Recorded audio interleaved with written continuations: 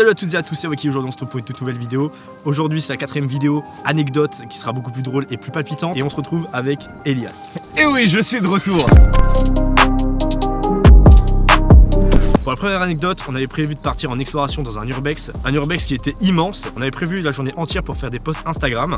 Vous pouvez voir ici. C'était donc les bureaux Angelman, donc c'est des bureaux allemands. Bien entendu, avant d'aller dans les lieux, on s'est dit qu'il fallait repérer les lieux. On s'attendait à ce que le lieu il soit vraiment barricadé de fous furieux. On avait regardé quelques vidéos pour s'y apprêter. Sauf qu'en fait on arrivait mais pas du tout. C'était ouvert, c'était open bar. Bon, on n'avait pas de stuff, on prend notre courage à deux mains, on y va. Mais juste sur le chemin on croise un groupe de jeunes, donc adolescents genre...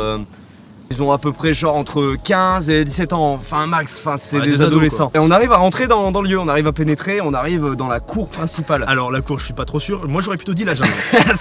Alors c'est vrai qu'il y avait beaucoup de végétation quand même. Hein. En s'approchant du lieu, en fait on capte que je commence à entendre des bruits sourds. Là je commence à me poser des questions. Ah ça fait un peu flipper ça, vous la merde. Ça fait vraiment peur. C'est le cul là. C'est vraiment le cul, donc du coup on essaye d'entrer dedans, de savoir ce qu'il y a au-dessus. Et on entend un gros bois, c'est terrifiant. Et on entend des bruits sourds, genre des claquements, des trucs... Des objets qui tombent par terre quoi. Et là en fait je me dis bon c'est des casseurs. Ensuite on décide quand même d'aller rechercher le stuff à la voiture. Enfin on se dit c'est des casseurs, mais en fait on n'a pas fait la route pour rien. Enfin c'est vraiment chiant de se barrer parce qu'on entend des bruits sourds. Donc on prend tout le stuff, on prend quand même 10 bonnes minutes à retourner à la bagnole et à revenir, sachant que le stuff assez conséquent, pas très léger, très lourd quoi. De toute façon vous pouvez voir sur les posts Instagram en fait on avait beaucoup de matériel d'airsoft, donc c'était un peu compliqué. On re-rentre dans le lieu et là vraiment les bruits sourds deviennent de plus en plus forts parce que là on a réussi à rentrer dans le sous-sol. De toute façon il n'y a qu'une entrée, il n'y a qu'une sortie dans ce bâtiment, c'est le sous-sol. Voilà, c'est sûr, il y a rien rien pour vous. Donc vraiment là on était un peu pris au piège. Donc je décide de dire à Erwan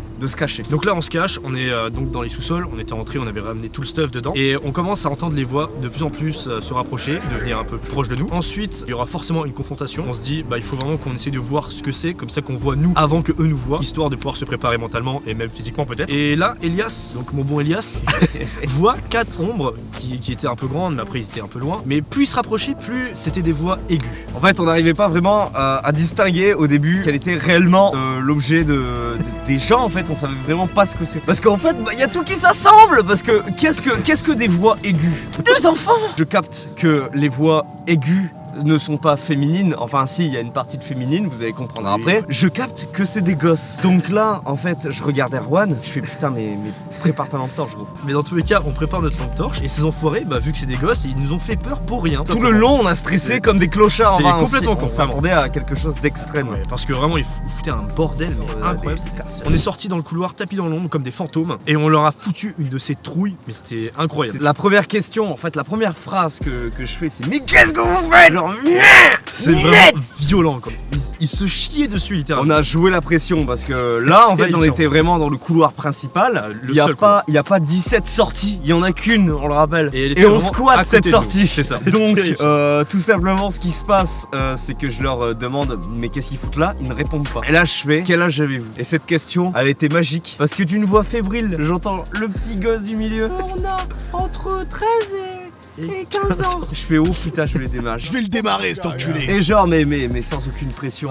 Prends la lampe, je la mets quand même sur eux pour regarder un peu comment ils sont quoi. Parce que enfin je ne voyais rien, on était quand même tapis dans l'ombre, on voyait rien, c'était le sous-sol. Ah oui, de toute façon vous pouvez voir sur les photos. Et là je vois il y a 3 filles, 2 garçons, enfin c'est un groupe de gosses qui sont dans un lieu abandonné en urbex. Et ils ont cassé tout. Mais franchement ils ont fracassé le truc. Et là vient le truc évident, la question évidente. Genre j'arrive, je fais mais c'est vous qui avez pété le truc, c'est vous qui avez foutu un boucan. Et là, bah non, c'est pas nous. Alors, à savoir, c'est que une fois qu'ils sont partis, on a su très clairement que c'était eux, parce qu'en fait, il y avait personne d'autre à part nous. Bah t'arrives net comme ça dans le jugulaire, net comme ça. Bah ensuite, on a fait le tour du lieu et puis enfin il y avait personne et on a passé une très bonne séance photo. Vous pouvez retrouver les photos du bureau Gunman sur Instagram, voilà. Les deux, bien entendu. Les deux Instagram. Et le mien. Puis tout s'était bien passé. Franchement, c'était une super exploration, sauf le début. Donc une peur pour rien, voilà. Vraiment pour rien, parce que c'était des enfants qui foutaient le bordel. Et le temps de rentrer, bien entendu, on s'est chié dessus, genre une bonne quinzaine de minutes, voire 20 minutes. Le temps aussi de se préparer, de savoir qui était. Ça me fait chier. Je me casse.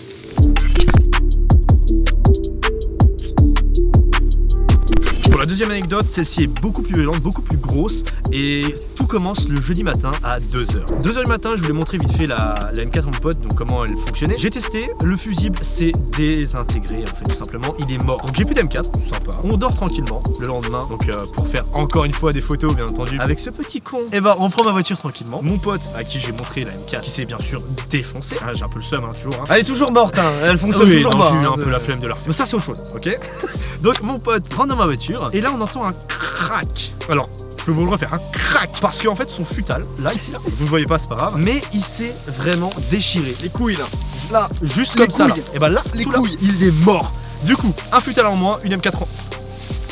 Une M4 en moins, un futal en moins, une M4 en moins, ça commence déjà mal. Une fois que tout ça s'est passé, on va tranquillement chez ce monsieur pour aller faire les photos. Avant tout ça, on croise sa mère qui nous dit le jeudi porte malheur. Merci maman. J'ai jamais entendu ça de ma vie.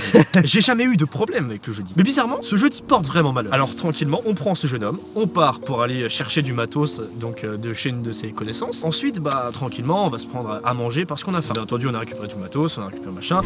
On est parti chercher des Sodebo avec un peu de Monster histoire de vraiment se mettre dedans. C'est rigolo. Allez, c'est rigolo, c'est cool. Une fois qu'on rentre donc dans la voiture, je vois manque d'huile. Ok, donc là c'est un peu chiant quoi, ça fait déjà la troisième chose. Donc on va tranquillement au Noroto du coin pour acheter de l'huile. Hop, on met de l'huile tranquillement. Il n'y avait plus rien, il restait ça, mais en dessous de la barre. C'est un peu le bordel quoi, c'est terrifiant. Enfin, t'as un peu roulé sans huile moteur quoi. Alors, T'as expérimenté, ça va, c'est bon. Eh, une Clio, ça marche bien, hein. Franchement, Mais viens, on fait comme Villebrequin. On va faire une petite vidéo Clio. mais Oh, ça, c'est ça marrant. fonctionne très bien. Mais ça fonctionne très bien sans huile moteur. Incroyable. Pas besoin de rouler à la vodka, C'est- rouler sans huile. Ça marche. Parfaitement. Vraiment, marche. c'est incroyable. Mais ça marche de fou. Genre, y a C'est pas vrai besoin. que- Villebrequin, si dingue. vous nous voyez. Mais non, mais votre vidéo là avec les huiles, Elle rouler est sans huile. parfaite. Ça marche bien. Regardez bien. Faites comme lui. Déjà, l'économie d'huile, c'est insane. Et franchement, c'est Les incroyable. économies, voilà, Toujours faut le dire. Bien Putain. apprendre. Écoutez-nous, écoutez Villebrequin. Les économies d'huile sont parfaites. Après ça, j'ai décidé de remettre un peu d'essence parce qu'il en manquait. Ouais, Comme quand ça, même. je serais tranquille. Il y avait une On met station à l'essence. côté, c'était cool. Oui, c'était vraiment à 10 mètres. Franchement, c'est tranquille. Donc, je mets l'essence, tout va bien. Je commence à rouler 10 mètres. Je commence à rouler 10 mètres, j'entends un. Je me suis dit, il y a un sac plastique qui est coincé dans ma roue quoi, ma roue arrière. Là, je demande à tout le monde s'ils entendent, personne n'entend. Alors je me dis, est-ce que je commence à rêver ou quoi? 100 mètres juste après, je me dis, c'est vraiment la merde parce que juste après c'était l'autoroute, donc autant s'arrêter. Il y avait un Basic Fit juste à côté. On s'est arrêté au Basic Fit. Elias sort et me dit, Puis là, je fais, mec, on ira pas plus loin, c'est mort, c'est mort, on ira pas plus loin. alors pourquoi on n'ira pas plus loin? Moi je sors de mon véhicule naïvement et innocent. Je regarde ma roue arrière droite, elle était écaillée, elle était complètement à plat en fait.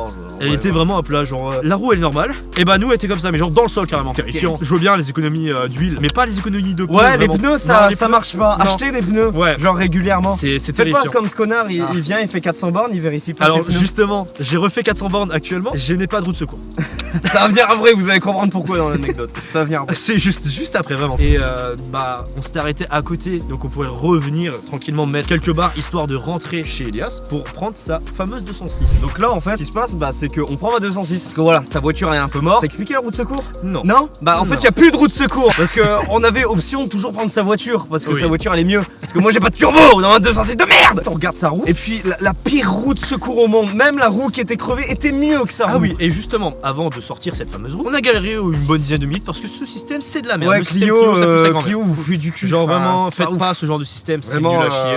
On a nul à galéré avec cette putain de route de secours, on a galéré à la sortir, et une fois qu'on l'a sortie, Elle était écaillée, Eh en bah, fait. elle Ça était servait à vraiment- rien de la prendre. Que dalle, net, rien! elle était morte, hein, elle était fusillée.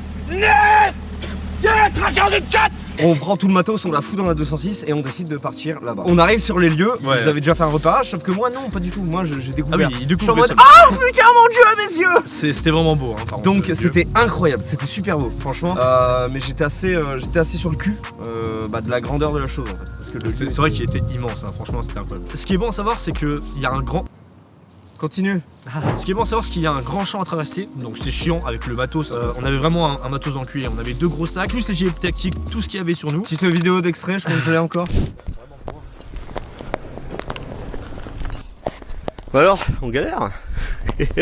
Vous voyez ce champ? Ce qui est à savoir, c'est qu'il y a juste 3 maisons qui regardent le champ, donc on se dit on est peut-être en sécurité, personne ne pourra nous balancer. Enfin ouais, y a pas énormément de. Oui, non, il n'y a pas énormément de personnes, un grand champ, c'est vraiment chill, hein, vraiment. On arrive à pénétrer dans ce lieu. Là vraiment, bon bah là on se pisse dessus parce que vraiment c'est. Et quand je dis immense, c'est immense. C'est plus que des entrepôts qu'on a déjà fait nous. Le lieu est immense, vous pouvez même voir une photo actuellement que j'avais prise le jour d'avant. Ceux qui reconnaissent le lieu, vos gueules! Faut rien dire, hein, vraiment, non, parce que vous allez comprendre pourquoi en fait. Ouais, faut vraiment rien dire. Donc on arrive, on s'installe et là on on pénètre dans les ténèbres. Littéralement, on arrive à rentrer dans la bâtisse principale. Et donc, on s'installe au premier étage pour les premières photos. Tout se passe bien durant le shooting photo, sauf que de plus en plus, on entend des bruits assez chelous. Mais c'est normal, parce que le lieu travaille. On dit souvent que le bois travaille. Là, c'est les métaux travaillent. Ouais. Voilà, là, on est sur un stade où ça claque. Alors ça claque vraiment fort parce que juste une goutte de pluie, paf, ça fait vraiment un immense bruit. On n'était pas vraiment à l'aise, on se chie un peu dessus de base, mais ça allait quand même. On prend les premières photos, tout se passe bien au shooting, puis à un moment, le shooting se termine pour le premier étage. On décide d'aller au deuxième. Le deuxième, le fameux deuxième. Alors justement, le deuxième, c'est terrifiant parce qu'on commence à arriver, vraiment tout est beau, il y a un grand soleil, on s'imagine plein de photos. Donc là, on se regarde, on est quatre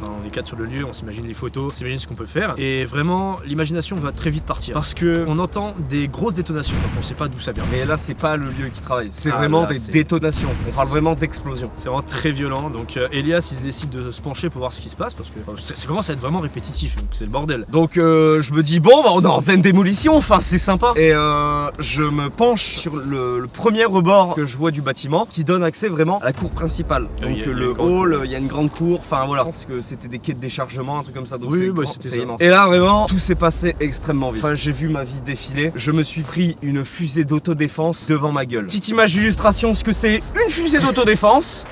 Incroyable, non? C'est bien, hein? C'est cool en vidéo, hein? Je trouve ça assez violent, hein? En vraie vie, c'est pas pareil. Non, ne mangez pas ça. Et là, vraiment, je me fige. Je ne comprends plus rien. Et je prends quand même certaines secondes à comprendre que là, vraiment, il y a... Oh, un chien, coucou! Lui, il est moche. Du coup, là, je comprends plus rien. Je commence à prendre quelques secondes quand même pour comprendre la situation. Parce que c'est vraiment violent. Et là, j'en viens à la conclusion qu'on se fait raid.